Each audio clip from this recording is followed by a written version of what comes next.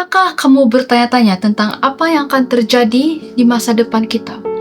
Apakah benar ada yang sedang mengendalikan semua yang sedang terjadi di sekitar kita? Ataupun hidup ini hanya serangkaian peristiwa tidak tentu tanpa arah? Hari ini kita akan menyelami sebuah nubuatan yang kuno dari Alkitab yang secara langsung menjawab pertanyaan ini. Sebuah nubuatan yang begitu tepat sehingga membuat para skeptis terpana dan bahkan menggugah hati para peragu untuk mempertimbangkan kembali keandalan Alkitab.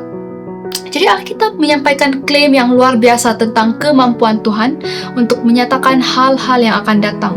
Dalam Yesaya 46 ayat 9 hingga 10, Tuhan mengatakan, "Ingatlah hal-hal yang dahulu dari sejak purbakala, bahwasanya akulah Allah dan tidak ada yang lain.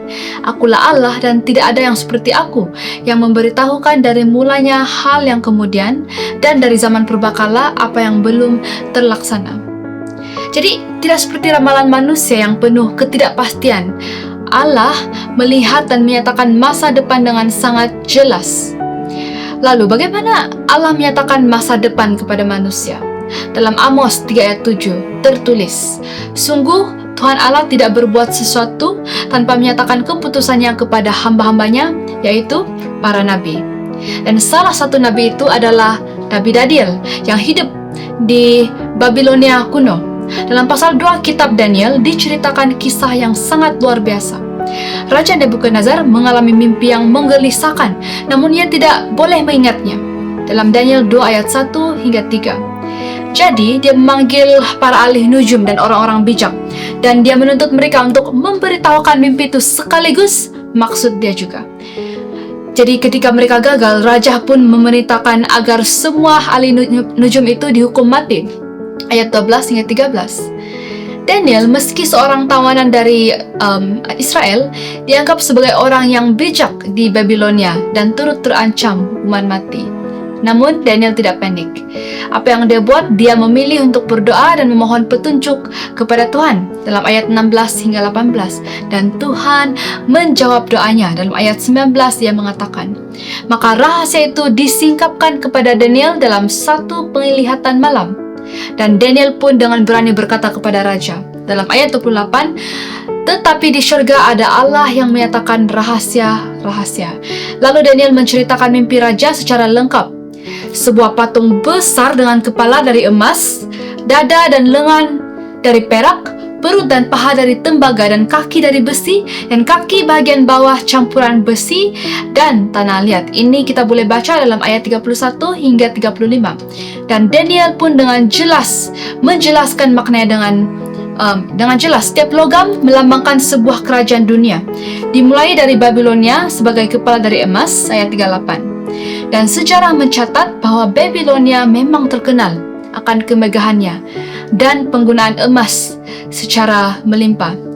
Jadi pas dengan nubuatan ini. Dan selanjutnya Daniel menyebutkan bahwa kerajaan kedua digambarkan dengan perak akan menggantikan Babilonia, ayat 39. Dan ia tergenapi secara sempurna saat Media Persia menaklukkan Babilonia pada tahun 539 sebelum Masehi. Dan setelah itu, kerajaan ketiga yang dilambangkan dengan tembaga muncul, yang dalam sejarah digenapi oleh Yunani. Kerajaan yang terkenal dengan perlengkapan perangnya dari tembaga yang mengalahkan Persia pada tahun 331 sebelum Masehi. Dan nubuatan ini tidak berhenti di situ sahaja.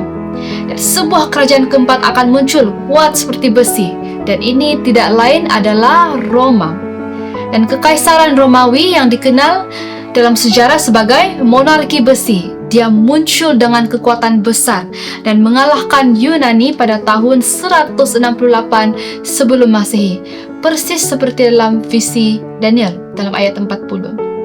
Jadi bagaimana mungkin Daniel yang menulis berabad-abad sebelum semua ini terjadi dapat meramalkan secara tepat naik turunnya kerajaan-kerajaan ini? Kebetulan semata jelas, bukan penjelasan dia.